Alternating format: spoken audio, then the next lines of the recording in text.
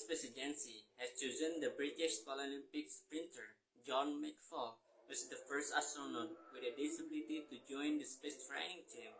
He will work with designers and engineers to see if it is possible for him to go into space. Our science editor Rebecca Morrell reports.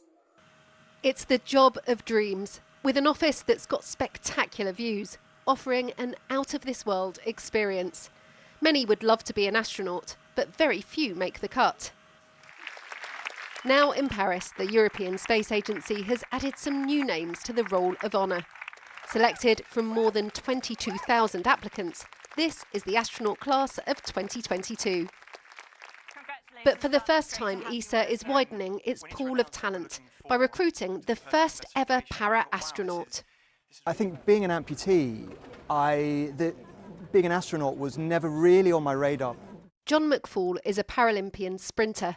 His right leg was amputated above the knee after a motorbike accident. He's been selected using exactly the same criteria as all European astronauts. The only difference is he has a disability. I thought I would have the skills, a mix of skills and scientific background, that I could really help them answer this very aspirational question of, can we get someone with a physical disability into space, to work in space safely? All astronauts have to undergo rigorous training. Part of John's job will be to test how the kits like spacesuits and spacecraft need to be adapted.